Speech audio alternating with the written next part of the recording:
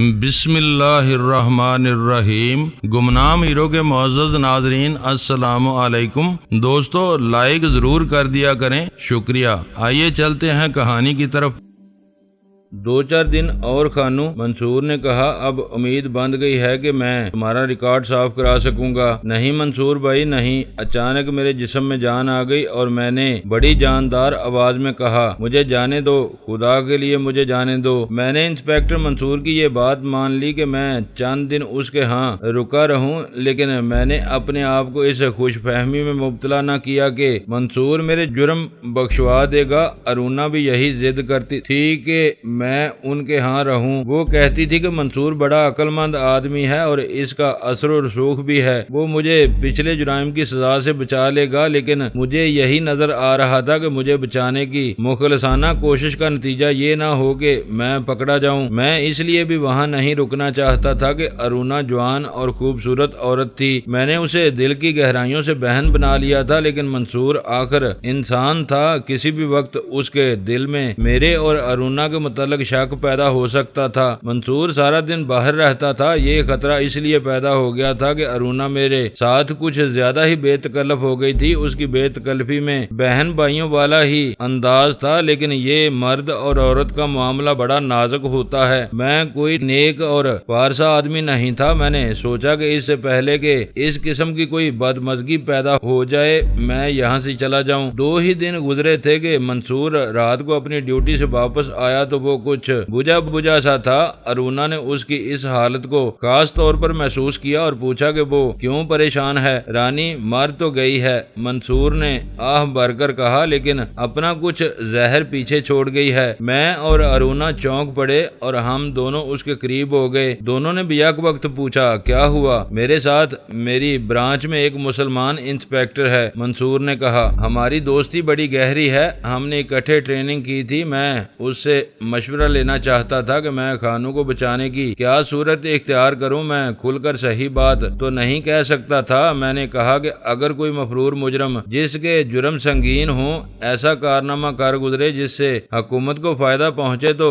کیا کوئی ایسا قانون ہے جو اس مفرور مجرم کے جرم معاف کر دے؟ میرے دوست نے مجھ سے پوچھا کہ میں نے اس سے یہ بات کیوں پوچھی ہے، کیا میری نظر میں کوئی ایسا مجرم ہے؟ میں نے اسے بتایا کہ ایک محفل میں یہ سوال اٹھا تھا اور میں اس کا جواب نہیں دے سکا تھا۔ میرا دوست مسکرایا اور اس نے مجھے عجیب سی نظروں سے دیکھا، پھر کہنے لگا، منصور بھائی تم میرے دوست نہیں میرے بھائی ہو۔ میں آج تم سے ایک بات کرنا چاہتا تھا۔ اب تم نے مجھے شک میں ڈال دیا ہے کہ تمہارے خلاف پردے میں جو افواہ پھیل رہی ہے وہ غلط نہیں۔ میں نے اس سے پوچھا کہ میرے خلاف کیا افواہ پھیل رہی ہے؟ اس نے کہا، ڈی ایس پی کا ریڈر ہمارے ایک سب انسپیکٹر کا قریبی رشتہ دار ہے۔ ریڈر نے اس سب انسپیکٹر کے کان میں یہ بات ڈالی ہے کہ انسپیکٹر منصور کے ہاتھ میں کوئی نامی گرامی جرائم پیشہ ہے جو اس کی مدد کر رہا ہے۔ ابھی یہ کسی کو پتہ نہیں چلا کہ وہ نامی گرامی مجرم کون ہے اور کیا کوئی ایسا مجرم تمہارے قبضے میں ہے بھی یا نہیں۔ میں نے اس سے پوچھا کہ یہ محض شک ہے یا اندر ہی اندر تحقیقات ہو رہی ہے؟ میرے دوست نے جواب دیا، میں یہ تو نہیں بتا سکتا کہ تحقیقات ہو رہی ہے یا نہیں۔ میں تمہیں خبردار کرنا چاہتا ہوں کہ تمہارے خلاف یہ شک اگر صحیح ہے تو جس کسی مجرم کے ساتھ تمہارا تعلق ہے اسے دلی میں نہ رہنے دو۔ یہ تو اتفاق کی بات ہے کہ یہ بات میرے کانوں تک پہنچ گئی ہے۔ مجھے خطرہ یہ آ رہا ہے کہ کسی روز ایسے ہوگا کہ اچانک تمہارے اوپر ایک جال پھینک دیا جائے گا اور تم نکل نہیں سکو گے۔ اس پہلو پر بھی غور کرو منصور بھائی۔ ہماری برانچ میں اکثریت غیر مسلموں کی ہے، ان میں ہندوؤں کی تعداد زیادہ ہے۔ اس میں ہم صرف 3 مسلمان ہیں۔ تمہارے یہ 2 کارنامے معمولی نہیں کہ تم نے 2 بڑے خطرناک گروہ توڑے ہیں۔ انگریز افسر تو خوش ہو گئے ہیں، لیکن ہمارے اسٹاف کے ہندو اور سکھ خوش نہیں۔ وہ نہیں چاہتے کہ ایک مسلمان ڈی ایس پی ہو۔ جانے یہ لوگ بھی تمہارے خلاف کوئی نہ کوئی الزام سچا ثابت کر دیں گے۔ تمہیں بہت زیادہ احتیاط کرنی چاہیے۔ تم اپنے مخبروں پر بھی اتنا زیادہ بھروسہ نہ کیا کرو اور انہیں اپنے دل کی کوئی بات نہ بتا بتایا کرو، میرے دوست کی اس بات نے مجھے پریشان کر رکھا ہے، مجھے جانے دے منصور بھائی، میں نے کہا۔ کہیں ایسا نہ ہو کہ محض شک پر آپ کے گھر پر چھاپا پڑ جائے۔ ارونا کے پاس دوسرے کوارٹروں میں رہنے والی عورتیں بھی آتی رہتی ہیں، ایسا بھی ہو سکتا ہے کہ میں کہیں برآمدے میں یا صحن میں ہوں اور کوئی عورت اچانک اندر آ جائے اور مجھے دیکھ لے۔ یہ عورت آپ کے پڑوس میں رہنے والے پولیس انسپیکٹر یا سب انسپیکٹر کی بیوی بھی ہو سکتی ہے۔ اگر بات صرف میرے پکڑے جانے پر ختم ہو جائے تو میں پرواہ نہ کروں، لیکن میرے ساتھ آپ بھی پکڑے جائیں گے، مجھے نہ روکے منصور بھائی۔ منصور نے سر جھکا لیا۔ ارونا کبھی منصور کو کبھی مجھے دیکھتی تھی، اس کے چہرے پر گہری اداسی تھی، صاف پتہ چلتا تھا کہ وہ کچھ کہنا چاہتی ہے مگر کہہ نہیں سکتی۔ اس کے تاثرات بتا رہے تھے کہ وہ نہیں چاہتی کہ میں پکڑا جاؤں اور وہ یہ بھی نہیں چاہتی کہ منصور پر کوئی مصیبت آ پڑے۔ کانو بھائی، منصور نے سر اٹھایا اور میری طرف دیکھا۔ اس کی آنکھوں کی سرخی بتا رہی تھی کہ وہ آنسوؤں کو روکنے کی کوشش کر رہا ہے۔ اداس اور جذباتی لہجے میں کہنے لگا، میں نے تمہیں کچھ نہیں دیا، میں تمہارے لیے کچھ نہیں کر سکا، تم نے مجھے بہت کچھ دیا ہے، تم نے میرے لیے بہت کچھ کیا ہے، مجھے میرے خلوص کی آپ قیمت دینا چاہتے ہیں منصور بھائی، میں نے کہا، اور اپنے سوال کا میں نے خود ہی جواب دیا، آپ مجھے قیمت دے چکے ہیں، میں نے آپ سے جو صلہ لینا چاہا تھا وہ میں نے لے لیا ہے۔ منصور بھائی صرف یہ وعدہ کریں کہ میں چلا جاؤں گا تو آپ مجھ سے یہ صلہ چھین نہیں لیں گے۔ منصور اور ارونا کے چہروں پر حیرت کا تاثر آ گیا، انہوں نے ایک دوسرے کی طرف دیکھا، وہ میری بات نہیں سمجھے تھے۔ میں آپ کے گھر میں ارونا کی خاطر داخل ہوا تھا، میں نے کہا، پہلے مجرموں کی طرح پھر دوستوں کی طرح۔ منصور بھائی، میں صرف یہ درخواست اور یہ امید لے کر آیا تھا کہ آپ ارونا کی زندگی میں زہر نہ گھولیں، یہ تو اللہ نے میری مدد کی اور وہ ہندو لڑکی جس کا نام شوبھا تھا دھوکہ اور فریب نکلی۔ اللہ نے میری مدد یوں بھی کی کہ آپ نے میری نیت پہچان لی اور آپ کسی وہم میں نہ پڑ گئے۔ اللہ کا شکر ادا کرتا ہوں کہ آپ ارونا کے پاس واپس آ گئے اور آپ نے ارونا کو گلے لگا لیا، میرے لیے یہی صلہ بہت ہے۔ منصور بھائی، اب ایسا نہ ہو کہ میں چلا جاؤں تو آپ کسی اور شعبہ کے طلسم میں گرفتار ہو جائیں، اگر ایسا ہوا تو یہ ارونا کے ساتھ نہیں، یہ میرے ساتھ دھوکہ ہوگا۔ اگر میں زندہ نہ رہا تو میری روح بدروح بن کر آپ سے انتقام لے گی۔ میں نے ارونا کو دیکھا، اس کی آنکھوں میں آنسو تھے۔ میرے اور ارونا کے درمیان اب کوئی نہیں آ سکتا خانو، منصور نے کہا، زندہ رہے تو جس طرح اب ہماری ملاقات ہو گئی تھی پھر بھی کبھی آمنا سامنا ہو جائے گا۔ منصور چپ ہو گیا اور اس نے سر جھکا لیا، پھر اس نے سر اٹھا کر نظریں میرے چہرے پر گاڑ دیں۔ اس نے ہلکی سی آہ بھری اور پوچھا، کہاں جاؤ گے، کیا کرو گے؟ کچھ نہیں سوچا، میں نے جواب دیا، سوائے اس کے کہ دلی سے نکل جاؤں گا۔ کروں گا کیا؟ میں کر ہی کیا سکتا ہوں، میں راتوں کا مسافر ہوں منصور بھائی، دن کی روشنی مجھے راس نہیں آتی، اندھیرے میں چلا جاؤں گا اور قبر کے اندھیرے میں اتر جاؤں گا، ہو سکتا ہے پھانسی کے تختے کے راستے اپنی طریق منزل تک پہنچوں۔ میرا مطلب کچھ اور ہے خانو، منصور نے کہا، میں کہنا یہ چاہتا ہوں کہ ڈاکوؤں کی دنیا میں نہ جانا، تم ڈکیٹی، رہزنی اور قتل سے زیادہ بھیانک جرم کر سکتے ہو لیکن تمہاری فطرت مجرم نہیں، تمہارے وجود میں ایک بڑا ہی نیک آدمی قید ہے، اسے آزاد کر دو اور اپنے آپ کو اس کی قید میں ڈال دو۔ میں آپ کا مطلب سمجھ گیا ہوں منصور بھائی، میں نے کہا، کوشش تو یہی کروں گا کہ ڈاکوؤں کی دنیا میں واپس نہ جاؤں، لیکن میں کسی کے ساتھ وعدہ نہیں کر سکتا، اگر مجبور ہو گیا تو بھی جرم سے بچنے کی کوشش کروں گا، کسی کے ساتھ نیکی کرنے کی مجھے کوشش نہیں کرنی پڑتی، میں جب مرنے لگوں گا تو بہت بڑی نیکی کر کے مروں گا، میں چلتا پھرتا 10,000 روپیہ ہوں، کسی غریب سے کہوں گا کہ مجھے پولیس کے حوالے کر دے اور سرکار سے 10,000 روپیہ وصول کر لے، آج رات نہیں، منصور نے کہا، کل رات تمہیں دلی سے نکال دوں گا، ریل گاڑی سے آسام کی طرف نکل جانا۔ ہم نے اس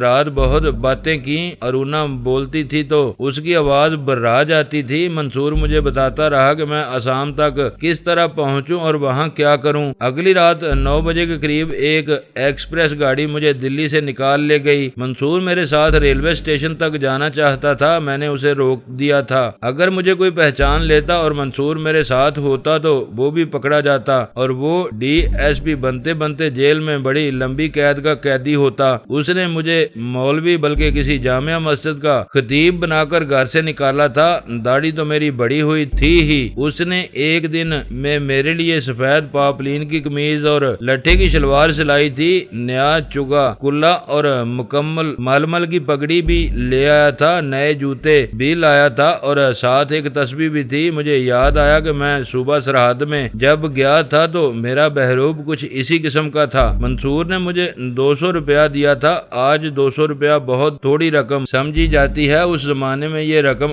آج کے ہزاروں روپوں کے برابر تھی۔ میں ارونا کو روتا چھوڑ کر اس کے گھر سے نکلا تھا۔ منصور کو میں نے دروازے سے باہر نہیں آنے دیا تھا۔ میں نے یہ احتیاط اس لیے کی تھی کہ وہاں سے نکل کر جب میں ذرا پرے ہو جاؤں اور کوئی مجھے دیکھ لے تو اسے یہ پتا نہ چلے کہ میں منصور کے کوارٹر سے نکلا ہوں۔ بڑی سڑک پر جا کر مجھے تانگا مل گیا اور میں ریلوے اسٹیشن پہنچ گیا تھا۔ کلکتہ تک 3rd کلاس کا ٹکٹ لیا اور میں ریل گاڑی میں سوار ہو گیا۔ اس زمانے میں ریل گاڑیوں میں رش نہیں ہوتا تھا، بلکہ مسافر ایسے ڈبے میں بیٹھتے تھے جس میں چند ایک مسافر بیٹھے ہوئے ہوں۔ رات کو تو ہر گاڑی میں 2-3 ڈبے خالی ہوتے تھے۔ میں ایک لمبے ڈبے میں بیٹھا تھا۔ مجھے آج بھی یاد ہے اتنے بڑے ڈبے میں کل 13 مسافر تھے۔ میں الگ تھلگ بیٹھ گیا اور تسبیح ہاتھ میں لے کر دانے پھینکنے اور ہونٹ ہلانے لگا جیسے میں کوئی ورد وظیفہ کر رہا ہوں۔ گاڑی کی رفتار بہت تیز تھی۔ دلی کی روشنیاں بڑی تیزی سے پیچھے ہٹ گئی تھی۔ گاڑی تاریکی کو چیرتی جا رہی تھی۔ میری انگلیاں تسبیح کے دانوں کو پھینک رہی تھیں اور میرا ذہن وقت کے لمحے پھینکتا مجھے دور پیچھے لے گیا اور لمحے بان مندر میں جا کر رک گئے جہاں میں نے پہلی بار رانی کو دیکھا تھا۔ وہاں سے ذہن مجھے دلی میں منصور کے کوارٹر میں لے گیا جہاں دروازے کی در سے میں رانی کو آخری بار دیکھ رہا تھا۔ اس پہلی ملاقات اور آخری بار چھپ کر دیکھنے کے درمیانی عرصے میں آسمان میں بے شمار تارے ٹوٹ گئے تھے۔ جب منصور نے بتایا کہ رانی نے اپنے آپ کو گولی مار لی ہے تو ایسے لگا جیسے ایک سیارہ شرارے بن کر آسمان کی وسعت میں کھو گیا ہے۔ میں سمجھتا تھا کہ رانی کو موت نہیں آ سکتی۔ ڈبے میں مسافر اونگ رہے تھے۔ 3-4 مسافر لمبی سیٹوں پر سو گئے تھے۔ ریل گاڑی چھوٹے چھوٹے اسٹیشنوں کو پیچھے پھینکتی جا رہی تھی۔ 2-4 بتیاں نظر آئیں اور ریل گاڑی پھر اندھیرے میں چلی جاتی تھی۔ میں نے ابھی تک نہیں سوچا تھا کہ کلکتہ پہنچ کر کہاں جاؤں گا۔ احمد علی کا خیال آیا تھا لیکن ذہن نے اس خیال کو اگل دیا۔ احمد علی کے پاس جانے کا مطلب تھا کہ ڈاکوؤں اور رہزنوں کی دنیا میں واپس چلے جانا، لیکن مجھے وہیں جانا تھا۔ اس کے سوا اور کوئی میری منزل تھی ہی نہیں۔ اسی دنیا کے باسی مجھے پناہ دے سکتے تھے۔ میری سوچیں پھر احمد علی کی طرف چلی گئیں اور میں اس تک پہنچنے کی سوچنے لگا۔ انسان کو جب کہیں پناہ نہیں ملتی تو وہ اپنے ذہن میں جا چھپتا اور اپنے ارد گرد بڑے ہی حسین اور دل فریب تصورات کا جال تان لیتا ہے۔ اس دل فریب دنیا کا وہ بادشاہ بن جاتا ہے۔ میں بھی تصوروں میں احمد علی کے پاس پہنچ گیا اور ایک بار پھر رہزن اور ڈاکو بن گیا۔ ہم ایک شہر میں ڈاکہ زنی کے لیے گئے۔ وہ محل جیسا مکان تھا۔ ہم اندر چلے گئے اور گھر کے کسی آدمی کی آنکھ کھل گئی۔ اس کے شور مچانے پر اس مکان کا چوکیدار 3-4 آدمیوں کو ساتھ لے کر آ گیا۔ ان کے ہاتھوں میں برچیاں اور تلواریں تھیں۔ ہمارے پاس خنجر اور دھات تھے۔ ہم 4 آدمی تھے۔ گھر کے ہر اس آدمی کو ہمارے ہاتھوں قتل ہونا تھا جو ہمارے مقابلے کے لیے آیا تھا۔ 2 آدمی میری طرف آئے۔ یہ تصور تھا اور میں تصوروں کی دنیا کا ہلاکو خان تھا، لیکن ہوا یوں کہ میرا پسینہ نکل آیا اور میں نے محسوس کیا کہ میرے جسم سے جان نکل گئی ہے۔ میں بھاگنے کا راستہ دیکھنے لگا۔ تصوروں میں کوئی یوں نہیں بھاگا کرتا، کسی کا یوں پسینہ نہیں نکل آیا کرتا جس طرح میرا نکل آیا تھا۔ میں اپنے تصور سے بھاگ نکلا اور ریل گاڑی کے ڈبے میں دبک گیا۔ گاڑی ایک اور اسٹیشن سے رن تھرو ہو رہی تھی۔ رفتار اتنی تیز تھی کہ گاڑی ایک پٹڑی سے دوسری پٹڑی پر ہوئی تو پہیوں نے دھماکہ نما شور بلند کیا اور گاڑی اتنی زور سے دائیں بائیں ہلی جیسے الٹ جائے گی۔ گاڑی تو نہ الٹی، میری دنیا الٹ گئی۔ پہیوں کی دھماکہ نما آواز نے میرے دل پر خوف طاری کر دیا۔ میں اپنے وجود کے اندر لرزہ محسوس کرنے لگا اور مجھے بزدلی کا احساس ہونے لگا۔ ایسے لگا جیسے میرا ضمیر کرا رہا ہو اور روح سسکیاں لے رہی ہو۔ میں نے باہر دیکھا، چاند ابھرنے لگا تھا۔ درخت بھوتوں کی طرح ایک دوسرے کے پیچھے بھاگے جا رہے تھے۔ میرے دل پر خوف کی گرفت اور مضبوط ہو گئی۔ ڈبے میں جو چند ایک مسافر تھے وہ سو گئے تھے۔ میں اکیلا جاگ رہا تھا۔ مجھے نیند نہیں آ رہی تھی۔ ایسے محسوس ہوتا تھا جیسے میں سو گیا تو پکڑا جاؤں گا۔ ایک خیال یہ بھی آیا کہ اپنے آپ کو ختم کیوں نہ کر لوں۔ یہ کام آسان تھا۔ ڈبے کا دروازہ کھول کر سر کے بل گاڑی سے کودنا تھا۔ اچانک اپنا بیٹا یاد آ گیا اور اس کے ساتھ ہی میرے آنسو نکل آئے۔ اپنے بیٹے کی یاد نے تڑپا دیا۔ دل نے پکا ارادہ کر لیا کہ اگلے اسٹیشن پر گاڑی ہی رکے گی تو اتر جاؤں گا اور اپنے وطن وطن کی طرف جانے والی گاڑی میں سوار ہو جاؤں گا، پھر کیا ہوگا؟ پکڑا جاؤں گا، ہو سکتا ہے اپنے گھر تک بھی نہ پہنچ سکوں اور پکڑا جاؤں۔ گاڑی 3-4 اسٹیشنوں پر رکی تھی، کوئی اور مسافر سوار نہیں ہوا تھا۔ شاید 3.5-4 گھنٹے گزر گئے تھے۔ گاڑی دلی سے بہت دور نکل گئی تھی، شاید دوسرے صوبے میں داخل ہو گئی تھی۔ اس کی رفتار سست ہونے لگی اور گاڑی رک گئی۔ یہ کوئی ریلوے اسٹیشن تھا۔ فوراً ہی انجن نے وسل دی اور اس کے ساتھ ہی ڈبے میں 3 آدمی سوار ہوئے۔ یہ بڑا لمبا ڈبہ تھا۔ وہ دوسری طرف کے دروازے سے اندر آئے تھے اور دروازے کے ساتھ والی سیٹ پر بیٹھ گئے تھے۔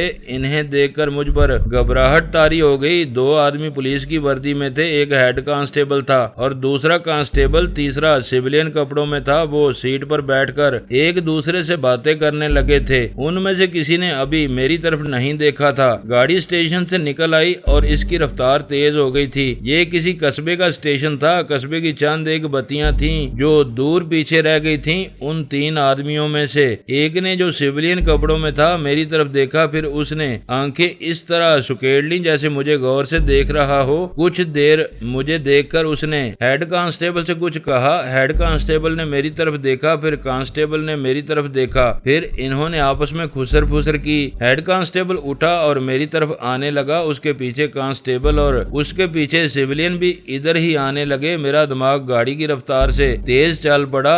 کیا انہوں نے مجھے پہچان لیا ہے؟ کیا انہوں نے مجھے دلی ریلوے اسٹیشن پر دیکھا تھا؟ یہ مجھے اس ڈبے میں سوار ہوتا نہ دیکھ سکے ہوں گے۔ انہیں صرف یہ یقین ہو گیا ہوگا کہ میں اسی گاڑی میں سوار ہوا ہوں۔ یہ بھی گاڑی میں سوار ہو گئے اور ہر ڈبے میں مجھے دیکھتے رہے۔ اب گاڑی اس اسٹیشن پر رکی تو میری تلاش میں اس ڈبے میں آ گئے اور میں انہیں مل گیا۔ کہیں ایسا تو نہیں کہ انہوں نے مجھے خطیب یا پیر سمجھا ہو، اور یہ بھی کہ میں جاگ رہا ہوں تو وہ میرے پاس بیٹھنے اور میرے ساتھ باتیں کرنے کے لیے آ رہے ہوں۔ میں جس سیٹ پر بیٹھا تھا وہ پوری کی پوری خالی تھی۔ یہ سب خیال اور سوال بڑی تیزی سے میرے ذہن میں آئے۔ میں ڈرنے والا آدمی نہیں تھا، میں ایکٹنگ کر سکتا تھا، انہیں الو بنا سکتا تھا، لیکن مجھ پر پہلے ہی خوف سوار تھا۔ بزدلی کا احساس بڑھتا ہی جا رہا تھا۔ ہیڈ کانسٹیبل مجھ سے 4-5 قدم دور رہ گیا تھا۔ اس زمانے میں پولیس کی پگڑیاں ہوتی تھیں، مسلمان اور ہندو کی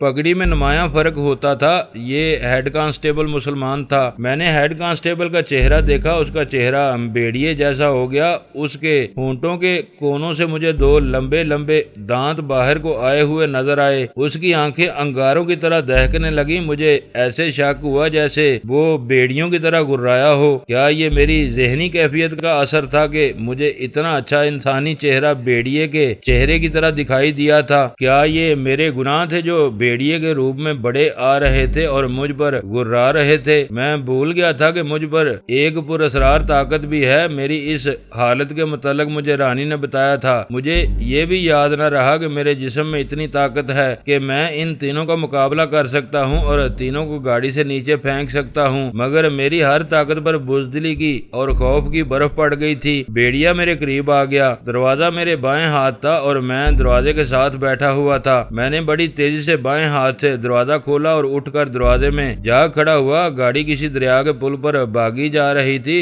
چاند اور اوپر آ گیا تھا، دریا چمک رہا تھا۔ اس موسم میں دریا چڑھے ہوئے تھے۔ یہ دریا میرے نیچے تھا، سمندر کی طرح وسیع دکھائی دے رہا تھا۔ سوچنے کا وقت نہیں تھا۔ میں نے پل کا جنگلہ دیکھا، زیادہ اونچا نہیں تھا۔ اس کی اونچائی وہاں تک تھی جہاں سے ریل گاڑی کا دروازہ شروع ہوتا تھا۔ جنگلہ ذرا پرے تھا۔ میں نے مرنے کا ارادہ تو پہلے کیا ہی تھا، اب گرفتاری سے بچنے کا ارادہ کر لیا۔ میں نے گاڑی کا سہارا چھوڑ دیا اور اس طرح جسم کو ذرا آگے کیا جیسے تالاب میں ڈائیو لگانے کے لیے کیا جاتا ہے۔ میں نے پاؤں پر پورا زور ڈالا اور سپرنگ کی طرح آگے کو اچھلا۔ میں ہوا میں تھا۔ جنگلے کے اوپر سے میں صاف گزر گیا، پھر میں نیچے جانے لگا۔ دریا بہت نیچے تھا۔ گاڑی کا دروازہ کھولنے، اٹھنے اور دروازے میں کھڑے ہو کر دریا میں کودنے میں بمشکل 3-4 سیکنڈ لگے ہوں گے۔ میں ریل گاڑی کے شور سے نکل کر دریا کے شور میں چلا گیا۔ میں نے جہاں سے چھلانگ لگائی تھی وہاں سے دریا بہت نیچے تھا۔ میرا سر نیچے تھا، پگڑی پہلے ہی سر سے اتر گئی تھی۔ میرا سر ننگا سر پانی سے لگا، ایسے لگا جیسے سر پتھر پر لگا ہو سکتا ہے پانی میں لکڑی کا تختہ یا کسی درخت کا ٹوٹا ہوا ٹہن بہا جا رہا ہو اور میرا سر اس پر لگا ہو۔ مجھے غشی سی آئی لیکن میں نے اپنے آپ کو سنبھال لیا۔ دریا کا بہاؤ بہت تیز تھا اور موجیں اٹھ اٹھ کر گرتی تھیں۔ میں موت کے منہ میں گرا تو دل میں زندہ رہنے کا عزم بیدار ہو گیا۔ میں تیرنے لگا۔ میرے سر کو یقیناً چوٹ لگی تھی۔ پانی بہت ٹھنڈا تھا۔ ٹھنڈ سر کی چوٹ پر اس طرح اثر ڈال رہی تھی کہ درد شروع ہو کر بڑھتا جا رہا تھا۔ دریا کا زور اتنا زیادہ تھا کہ میں کنارے کی طرف ہونے کی کوشش کرتا تو دریا کی موجیں مجھے گھسیٹ کر اپنے ساتھ لے جاتی تھیں۔ میری فطرت کا یہ جذبہ بیدار ہو گیا کہ میں چیلنج قبول کر کے جان کی بازی لگا دیا کرتا تھا۔ میں نے تیز و تند موجوں کا چیلنج قبول کر لیا۔ تھکن اور پانی کی سردی میرے جسم کو بیکار کر رہی تھی اور سر کی چوٹ کا درد بڑھتا جا رہا تھا۔ میں اب ارادے کی قوت سے موجوں کی لپیٹ سے نکلنے کی کوشش کر رہا تھا۔ دریا کا زیادہ زور درمیان میں ہوتا ہے۔ میں وہاں سے نکل آیا لیکن دریا مجھے پل سے کم و بیش 3 میل دور لے گیا تھا۔ میں درمیان سے نکل گیا اور پانی کا زور کم ہونے لگا۔ میں دائیں طرف تیرتا گیا مگر سر چکرانے لگا۔ جسم اس قدر شیل ہو گیا کہ بازو جیسے لکڑی بن گئے ہوں۔ میں ابھی ہارنا نہیں چاہتا تھا لیکن جسم اکڑ گیا، بازو رہ گئے اور ٹانگیں جواب دے گئیں۔ پاؤں نیچے کو جانے لگے۔ میں ہار گیا۔ میرے پاؤں دریا کی تہہ سے جا لگے اور میں ڈوبا نہیں۔ میرا سر، کندھے اور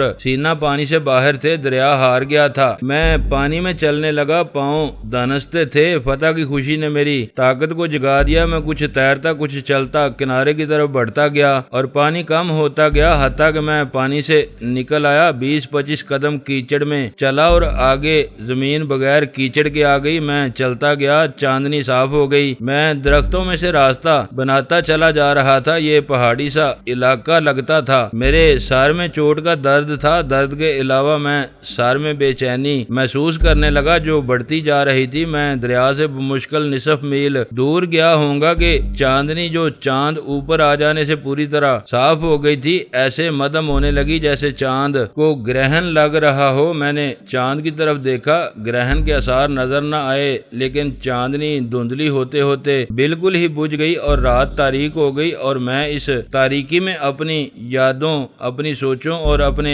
خیالوں سمیت تحلیل ہو گیا۔ میرا کوئی وجود نہ رہا۔ رات کا راہی رات کی تاریکی میں غائب ہو گیا۔ دنیا آہستہ آہستہ روشن ہونے لگی۔ میں آہستہ آہستہ بیدار ہونے لگا۔ میرے سامنے ایک دیہاتی آدمی اور ایک دیہاتی عورت بیٹھی تھی۔ آدمی میری ایک ٹانگ دبا رہا تھا اور عورت میرے دوسری ٹانگ دبا رہی تھی۔ عورت رو رہی تھی۔ میں انہیں دیکھ کر حیران ہو گیا۔ میں اس طرح بیٹھا ہوا تھا کہ میری ٹانگیں آگے کو تھیں۔ میں کہاں ہوں؟ میں کہاں سے آیا ہوں؟ میں کون ہوں؟ میرا نام کیا ہے؟ میں کس جہان میں تھا؟ یہ کون سا جہان ہے؟ میں بے زبان خاموشی یہ سوال اپنے آپ سے پوچھ رہا تھا۔ مجھے کوئی جواب نہیں مل رہا تھا۔ میں نے اس عورت اور اس آدمی کو بڑے غور سے دیکھا۔ میرے دماغ کو جیسے زنگ لگ گیا تھا۔ دماغ پر بہت سارا زور ڈالنے سے کوئی سوچ آتی تھی لیکن یہ سوچ ذہن کی تاریکی میں گم ہو جاتی تھی۔ کچھ بھی یاد نہیں آ رہا تھا۔ ایک لمحہ پہلے کی یاد ذہن میں محفوظ نہیں تھی۔ میں نے اوپر دیکھا۔ میرے سر پر مٹی کی چھت تھی جو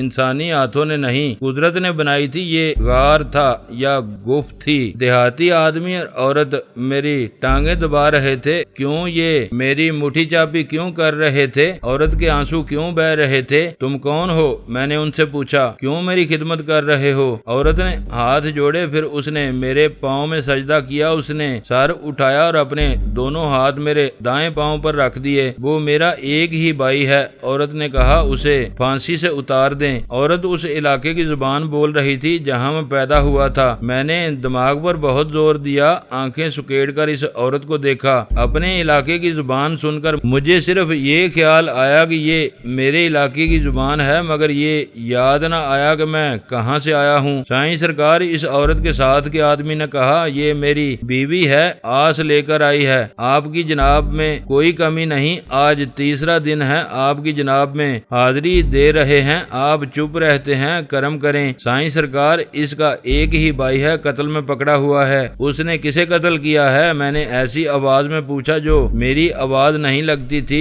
کیوں قتل کیا ہے؟ اس نے اپنے باپ کے قتل کا بدلہ لیا ہے۔ عورت نے کہا، 6 سال ہوئے ہمارا باپ قتل ہو گیا اور قاتل بری ہو گیا تھا۔ اس وقت میرا بھائی 14-15 سال کا تھا، اب وہ 20-21 سال کا جوان ہے۔ اس نے اپنے باپ کے قاتل کو للکار کر قتل کیا ہے۔ کسی نے جناب کی سرکار کا راستہ بتایا ہے۔ میری آنکھیں بند ہو گئی، پلکوں کا اندھیرا بہت ہی گہرا تھا، کچھ بھی نظر نہیں آتا تھا، لیکن شک سا ہوتا تھا جیسے اس گپ اندھیرے میں کچھ ہے۔ کسی کے چلنے پھرنے کی آہٹیں سنائی دیتی تھی۔ میں یہ آہٹیں سنتا رہا اور ایسے لگا جیسے میں نے پہلے بھی یہ بات سنی ہے کہ کسی کے باپ کو کسی نے قتل کر دیا تھا اور قاتل بری ہو گیا تھا، پھر قاتل کو مقتولہ کے بیٹے نے قتل کر دیا تھا۔ کرم ہو سائیں سرکار، آدمی نے کہا، جاؤ چلے جاؤ، میری زبان نے یہ الفاظ نہ جانے کیوں کہہ ڈالے۔ کرم ہو گیا، جس نے اپنے باپ کے قاتل کو قتل کیا ہے اس پر کرم ہو گیا، جاؤ جاؤ۔ دونوں نے میرے پاؤں پکڑے، پھر دیہاتی نے کرتے کی جیب سے کچھ نوٹ نکال کر میری گود میں رکھ دیے۔ غریبوں کا نذرانہ سرکار، آدمی نے کہا اور ایک طرف اشارہ کر کے کہا، سائیں بادشاہ کے لیے تھوڑا سا مکھن اور مکھن میں تلے ہوئے پراٹھے ہیں، حضور جو حکم کریں گے شام سے پہلے حاضر ہوگا۔ وہ چلے گئے تو ایسے لگا جیسے وہ دن کی روشنی اپنے ساتھ ہی لے گئے ہوں۔ اندھیرا گپ اندھیرا، میں نہیں بتا سکتا تھا کہ میں سو گیا تھا یا مجھے کیا ہو گیا تھا۔ اگر آپ ڈاکٹر ہیں تو آپ کو بہتر پتا ہوگا مجھے کیا ہو گیا تھا۔ میں تو یہی سمجھتا ہوں کہ اندھیرا میری قسمت میں لکھ دیا گیا تھا، میری زندگی کا راستہ تاریک کر دیا گیا تھا، میرا اعمال نامہ سیاہ ہو گیا تھا۔ میں صرف لکھ پڑھ سکتا ہوں، علم کی کوئی کتاب نہیں پڑھی، انسانوں کو پڑھا ہے اور اسی کو میں علم کہتا ہوں۔ اگر میں نے نفسیات کی یا ڈاکٹری کی کتابیں پڑھی ہوتی تو آپ کو ان کی روشنی میں بتاتا کہ مجھے کیا ہو گیا تھا۔ میرے ماضی نے مجھ سے اپنا رشتہ توڑ لیا تھا، میں انہی لمحوں کو پہچانتا تھا جو میرے سامنے روشنی میں آتے تھے۔ روشنی پھر آ گئی، میں اب اکیلا تھا، میرے قریب خدر کا ایک رنگدار کپڑا پڑا تھا، یہی کو نصف یا پون گز ہوگا۔ اس پر پراٹھے کا چھوٹا سا ایک ٹکڑا پڑا تھا، مٹی کا ایک پیالہ قریب ہی رکھا تھا، اس میں تھوڑا سا پانی تھا۔ میں نے دماغ پر زور دیا تو خواب کی طرح یاد آیا کہ ایک آدمی اور ایک عورت مجھے پراٹھے دے گئے تھے، انہوں نے میرے ساتھ کچھ باتیں بھی کی تھیں، باتیں یاد نہ آئیں۔ دماغ پر اور زور دیا تو دھندلی سی یاد آئی کہ میں نے کچھ کھایا تھا۔ میں اٹھا اور جھک کر باہر نکل آیا، دیکھا کہ یہ مٹی کی ایک دیوار سی کھڑی تھی جو کچھ دور تک چلی گئی تھی۔ اس میں ایک گوف بنی ہوئی تھی جو 4-5 گز لمبی اور اس سے ذرا کم چوڑی تھی، چھت اتنی اونچی کہ ذرا سا جھک کر اندر کھڑا ہوا جا سکتا تھا۔ اندر مٹی کی رکابیاں، ڈولیاں اور 2 گڑھے رکھے تھے، فرش پر ایک کمبل بچھا ہوا تھا، کچھ اور کپڑے بھی پڑے ہوئے تھے۔ میں نے اپنا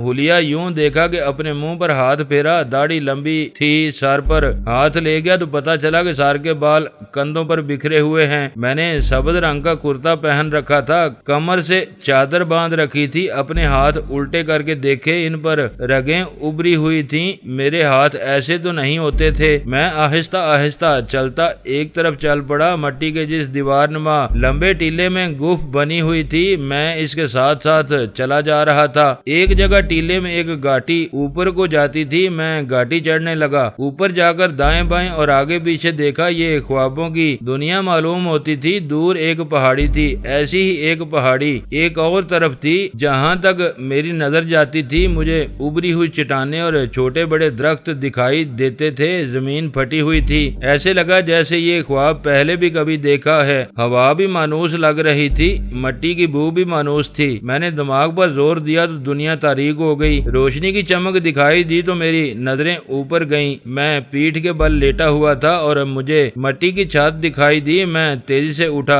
اپنے ارد گرد دیکھا، میں گف میں تھا، میرے ارد گرد مٹی کے برتن پڑے تھے۔ روٹی سائیں جی، کسی کی آواز سنائی دی۔ میں نے ادھر دیکھا، ایک دیہاتی لڑکا گف کے منہ میں بیٹھا تھا، اس کے ہاتھ میں چنگیر تھی، اس نے چنگیر میری طرف کی تو میں نے اس کے ہاتھ سے لے لی، اس میں پراٹھے تھے۔ کپڑا اور چنگیر دے دے سائیں جی، لڑکے نے کہا۔ میں نے پراٹھے اٹھا کر چنگیر اسے دے دی۔ تم کہاں رہتے ہو؟ میں نے لڑکے سے پوچھا۔ اس نے اپنے گاؤں کا نام بتایا۔ میرے دماغ کو چوٹ پڑی، میں نے یہ نام شاید خواب میں کبھی سنا تھا، یہ لڑکا بھی میری مادری زبان بول رہا تھا۔ دعا کرنا سائیں جی، لڑکے نے کہا اور چلا گیا۔ میں کچھ دیر اس جگہ کو دیکھتا رہا جہاں کچھ دیر پہلے لڑکا بیٹھا ہوا تھا، وہاں سے نظریں ہٹیں تو پراٹھوں پر چلی گئیں جنہیں میں نے دونوں ہاتھوں پر اٹھا رکھا تھا۔ میں نے ایک پراٹھا کھانا شروع کر دیا۔ میں نے بڑی تیزی سے دونوں پراٹھے کھا لیے اور گھی والے ہاتھ کرتے سے مل دیے۔ میں نے کمبل جو میرے نیچے بچھا ہوا تھا ہاتھ پھیرا اور میرا ہاتھ تکیے کی طرف چلا گیا۔ تکیے کی جگہ کچھ کپڑے اوپر نیچے پڑے تھے، میں نے کپڑوں کا یہ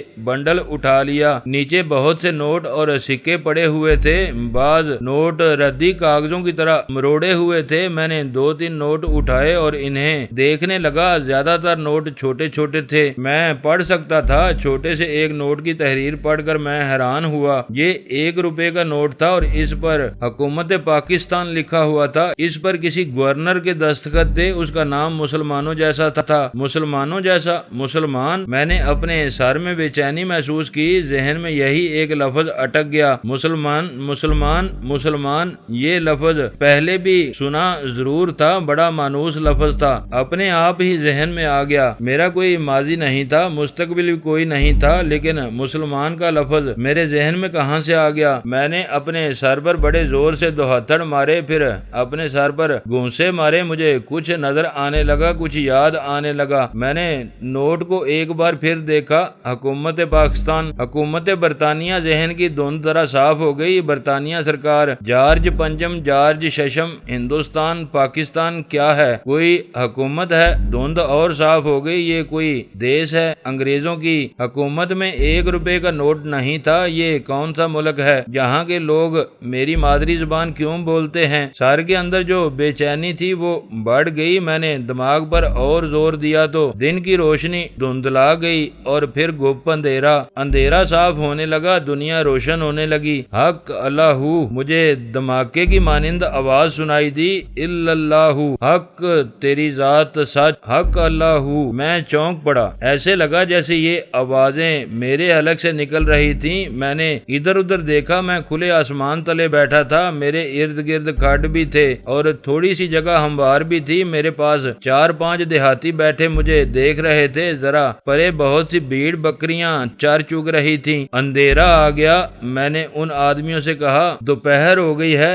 ये कौन सा मुल्क है? ये पाकिस्तान है। 2 आदमियों ने एक जुबान में कहा। मैं किसी और मुल्क में चला गया था। मैंने कहा, मुझे जरा भर एहसास नहीं था कि ये लोग मेरी बेमानी बातों को मार्फत की या तसव्वुफ की बातें समझ रहे थे। साईं जी आंखें बंद करते हैं तो किसी दूसरे मुल्क में चले जाते हैं। एक आदमी ने अपने साथ बैठे हुए आदमी से सरगोशी से जरा बुलंद आवाज में कहा। मैं उठा और चल पड़ा। मेरा हाथ किसी ने नहीं पकड़ा था, किसी ने मेरी रहनुमाई नहीं की थी। मैं खुद ही एक तरफ चल पड़ा था। इन आदमियों में से 2 मेरे पीछे पीछे आ रहे थे। मैं चलता गया और उस टीले पर जा पहुंचा जिसमें गुफ्त थी। मैं घाटी की तरफ गया और घाटी उतरकर गुफ्त में चला गया। गुफ्त में पहुंचने तक मेरे जहन में ऐसा कोई ख्याल नहीं था कि मैं इस जगह आ रहा हूँ। यूं समझ लें कि मैं नींद में चलता गुफ्त तक पहुंच गया था। वो 2 आदमी मेरे पीछे पीछे आ रहे थे। वो गुफ्त के मुंह पर बैठ गए। तुम कौन हो? मैंने उनसे पूछा। हमारा गांव करीब ही है, एक ने जवाब दिया। मैं कौन हूँ? इन्होंने एक दूसरे की तरफ देखा और दोनों मुस्कुराए। आप बड़ी पहुँच वाले हैं साईं जी, आप बड़ी पहुँच वाले साईं हैं। एक ने जवाब दिया, हम आपकी जूतियों के गुलाम हैं। मैंने हैरान सा होकर उनकी तरफ देखा, दिमाग पर जोर दिया। मेरे सर के अंदर बेचैनी होने लगी। ऐसे महसूस होने लगा जैसे मेरी खोपड़ी में कोई जिंदा चीज कैद हो और आजाद होने के लिए तड़प रही हो। इन दोनों आदमियों को मैंने देखा, ऐसे नजर आते थे जैसे बहते हुए शफाफ पानी में डूबे हुए हों। इनके जिस्म हिल रहे थे। देखते ही देखते ये पानी गदला हो गया। अब दोनों आदमी मुझे दिखाई नहीं देते थे। पानी गहरा नीला हो गया और मेरी गुफ में पानी इतना आ गया कि छत तक पहुंच गया और मैं इसमें डूब गया। फिर पानी तारीक रात की तरह स्याह हो गया। पानी का रंग बदलने लगा, स्याह से नीला हुआ और इतना शफाफ कि मुझे ये दुनिया झिलमिल करती दिखाई देने लगी। फिर मुझे गुफ की दीवारें दिखाई दी और इसमें से मुझे दरख्त, ऊंची नीची जमीन और दूर, बहुत दूर पहाड़ खड़े नजर आने लगे। ये सब कुछ देखकर मेरी नजरें 2 इंसानी चेहरों पर जम गईं जो मेरे करीब बैठे हुए थे। एक चेहरा औरत का था और दूसरा मर्द का। पानी उतर गया है, मैंने कहा। बड़ा जबरदस्त सैलाब आया था। गुजर गया है, गुजर गया है मोतियों वाली सरकार। औरत ने कहा, मेरा भाई बरी हो गया है। औरत ने अपने साथ बैठे हुए आदमी से कहा, इसे कहते हैं फकीरी। हमारे बताने से पहले ही इन्होंने बता दिया है कि तुम पर बहुत जबरदस्त सैलाब आया था, गुजर गया है। औरत ने मालूम नहीं कितने गाज नया लट्ठा तय किया हुआ था और इस पर 5 रुपए का नोट रखा हुआ मेरी गोद में रख दिया। साईं सरकार, औरत ने हाथ जोड़कर कहा, सब आपकी दुआ और बरकत है। ये औरत मुझ पर जान छिड़कती थी। कई बार उसने मेरे हाथ चूमे और एक बार उसने मेरे پاؤں بھی چوم لیے۔ اس کے ساتھ جو آدمی تھا وہ تو جیسے میرے آگے سجدے کی طرح کر رہا تھا۔ دونوں باری باری بولتے رہے۔ ان کی باتوں سے پتا چلا کہ 3 دنوں سے وہ ہر روز میرے پاس آتے رہے ہیں، لیکن میں چپ چاپ بیٹھا لیٹا یا سویا ہوا ہوتا اور میں نہ ان کی بات سنتا تھا نہ ان کے ساتھ بات کرتا تھا۔ آپ ہمیں شاید بھول گئے ہیں موتیوں والی سرکار، آدمی نے کہا۔ 4 مہینے گزرے، ہم دونوں آپ کی جناب میں حاضر ہوئے تھے اور عرض کی تھی کہ یہ میری بیوی ہے اور اس کے بھائی نے اپنے باپ کے قتل کا بدلہ لیا ہے، دعا کریں کہ ہمارا لڑکا بری ہو جائے۔ میں نے ان کو بہت غور سے دیکھا، اس طرح لگا جیسے میں نے یہ دونوں چہرے رات کو خواب میں دیکھے تھے، لیکن 4 مہینے نہیں گزرے تھے، یہ کل رات کی بات تھی۔ اس آدمی کے یہ الفاظ کہ اس کے بھائی نے اپنے باپ کے قتل کا بدلہ لیا ہے، میری کھوپڑی میں بند چڑیوں کی طرح پھڑ پھڑانے اور آزاد ہونے کو تڑپنے لگے۔ مجھے پہلی بار احساس ہوا کہ میرے دماغ میں سوچنے کی طاقت یا صلاحیت موجود ہے، شاید سو گئی ہے یا سن ہو گئی ہے۔ میں اس طاقت کو بیدار کرنے کی کوشش کرنے لگا۔ زمانہ پھر تاریک ہو گیا، سورج ڈوب گیا یا میں ڈوب گیا تھا۔ ہم دونوں میں سے جو کوئی بھی ابھرا تو جنگل بیابان، جسے میں ساری دنیا کو کہتا تھا کہ روشن ہو گیا۔ میں نے اپنے آپ کو دیکھا، میں گوف میں بیٹھا ہوا تھا۔ کل کیا ہوا تھا مجھے کچھ خبر نہ تھی۔ کتنے کل گزر گئے تھے، کل کے قبرستان میں کتنے آج دفن ہو گئے تھے، مجھے معلوم نہ تھا۔ ایک عورت آہستہ آہستہ چلتی میری طرف آ رہی تھی۔ وہ دیہاتی عورت تھی، لیکن کوئی عام سی دیہاتن نہیں تھی۔ یہ عورت خوبصورت تھی، اس کا رنگ گورا تھا، اس کی آنکھیں ہر عورت کی طرح نہیں تھیں، اس کی آنکھوں میں کوئی اثر تھا، اس کے جسم میں لچک سی تھی، اس کی چال میں بھی کشش تھی۔ وہ اس طرح آ رہی تھی جیسے مجھ سے ڈر رہی ہو۔ میں اسے دیکھتا رہا، وہ میرے پاس آ کر میرے سامنے بیٹھ گئی، پھر اس نے میرے پاؤں چھو لیے۔ وہ جوان عورت نہیں تھی اور وہ بوڑھی بھی نہیں تھی، ایسے سمجھ لیں کہ اس کی جوانی کے آخری دن تھے۔ اس نے جھک کر میرے پاؤں چھوئے تو میں نے اس کا سر دیکھا، شاید 3-4 بال سفید ہوں گے۔ آج جب میں اس تاریکی سے بہت دور، برسوں دور نکل آیا ہوں تو سفید بالوں کا ذکر کر رہا ہوں۔ اس وقت جب یہ عورت میرے پاؤں پر جھکی ہوئی تھی، مجھے احساس نہیں تھا کہ سفید بال بڑھاپے کا پتہ دیتے ہیں۔ اس نے سر اٹھا کر میری چہرے کی طرف دیکھا تو اس کی نظریں میری نظروں سے ٹکرا گئی۔ میری کھوپڑی میں دھماکہ سا ہوا، اس کی آنکھوں سے شعاعیں نکلتی محسوس ہوتی تھیں۔ میں ان شعاعوں کو محسوس کر رہا تھا، کبھی لگتا تھا جیسے یہ شعاعیں مجھے دکھائی دے رہی ہوں۔ مجھے اپنے وجود میں تپش سی محسوس ہونے لگی، بلکہ کہنا یہ چاہیے کہ اس عورت کی آنکھوں سے نکلتی ہوئی شعاعوں نے مجھے احساس دلا دیا کہ میرا وجود ہے اور میرے پاؤں کے نیچے زمین ہے اور زمین پر میرا بوجھ پڑتا ہے۔ یہ میری آنکھیں ہیں۔ میں نے اس کی آنکھوں کی طرف اشارہ کر کے کہا، میرا پورا وجود آپ کا غلام ہے سائیں جی۔ اس نے کہا، سنا تھا آپ کسی کے ساتھ بات نہیں کرتے اور جس کے ساتھ آپ بات کرتے ہیں اس کے من کی ہر مراد پوری ہو جاتی ہے۔ میں خوش قسمت ہوں جس کے ساتھ آپ نے بات کی ہے۔ میں تمہاری آنکھوں کی بات کر رہا ہوں۔ میں نے کہا، میں ان آنکھوں کو خوابوں میں دیکھتا رہا ہوں۔ اس نے مسکرا کر سر جھکا لیا، اس کے ساتھ ہی میری کھوپڑی میں چڑیاں پھڑ پھڑانے لگیں، مگر اب دنیا تاریک نہ ہوئی۔ اس عورت کی آنکھوں کی شعاعوں نے معلوم نہیں میرے وجود میں کیسی روشنی پھیلا دی تھی کہ میری 1-2 حصیں بیدار ہو گئیں۔ ایسے محسوس ہونے لگا جیسے میں کچھ دیکھنا چاہتا ہوں۔ ایک احساس بیدار ہو گیا کہ کوئی اور دنیا ہے جو مجھ سے چھپی ہوئی ہے۔ سائیں جی، عورت نے کہا، ایک عرض لے کر آئی ہوں۔ میری ایک بیٹی جوان ہے، میں اس کا رشتہ کسی اور گاؤں کے لڑکے کو دینا چاہتی ہوں، لیکن لڑکی کا باپ نہیں مانتا۔ مجھے یہ لڑکا بہت اچھا لگتا ہے، بیچارہ یتیم ہے، اپنے باپ کی طرح خوبصورت جوان ہے۔ کوئی ترکیب کریں، دعا کریں، پھونک ماریں کہ میرا خامند مان جائے۔ میری بیٹی اس لڑکے کو چاہتی ہے۔ میں خاموشی سے سنتا رہا۔ اس نے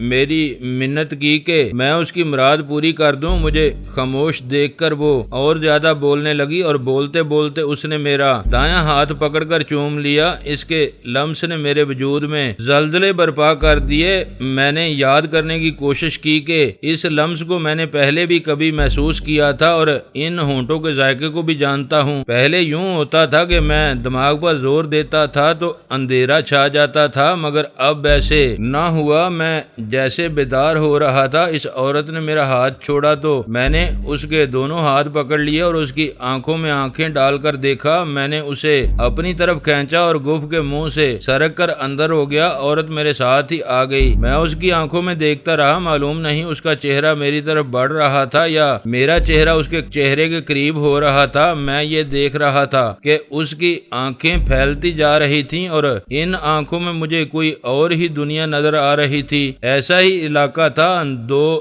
درختوں اور جھاڑیوں کی اوٹ میں مجھے ایک بڑی ہی خوبصورت لڑکی اور ایک خوبرو اور جوان آدمی دکھائی دینے لگا۔ ایسے لگا جیسے وہ دونوں ایک وجود بن گئے ہوں۔ میں نے دونوں کو پہچاننے کی کوشش کی۔ صاف پتہ چلتا تھا کہ دونوں کو میں جانتا ہوں اور انہیں ایک بار نہیں کئی بار دیکھا ہے۔ کب آؤ گی؟ مجھے اس نوجوان مرد کی آواز سنائی دی۔ میں یہی ہوں گا، آؤں گی، مجھے لڑکی کی آواز سنائی دی۔ ضرور آؤں گی سائیں جی، میری یہ مراد پوری کر دیں، مجھے اپنی بیٹی سے بہت پیار ہے اور یہ لڑکا بھی مجھے اچھا لگتا ہے۔ میرے سامنے دو آنکھیں تھیں اور عورت میرے ایک بازو کے گھیرے میں تھی۔ آواز اسی کی تھی۔ میں جسے اس نوجوان کی آواز سمجھا تھا وہ شاید میری اپنی آواز تھی۔ عورت جانے کیا سمجھی تھی، لیکن میں کچھ اور سمجھنے کی کوشش کر رہا تھا۔ مجھے محسوس ہونے لگا تھا کہ یہ میرا ماضی ہے اور اس کے پردے اٹھنے والے ہیں۔ کل آ جاؤں سائیں جی؟ اس نے پوچھا اور کہا۔ آپ نے پوچھا ہے نا میں کب آؤں گی؟ تم کون ہو؟ میں نے پوچھا۔ جب دنیا اندھیر ہو جائے گی تو میں تمہیں کس طرح پکاروں گا؟ میرا نام زیورہ ہے سائیں جی۔ اس نے کہا۔ دنیا اندھیر ہوئی تو آپ کے لیے نہیں ہوگی، میرے لیے ہوگی۔ فقیروں کی دنیا اندھیر نہیں ہوا کرتی، میں آپ کو پکاروں گی زیورہ۔ میں نے اپنے آپ سے سرگوشی میں کہا زیورہ۔ میرے دماغ میں سخت بے چینی ہوئی اور آہستہ آہستہ دنیا اندھیر ہو گئی۔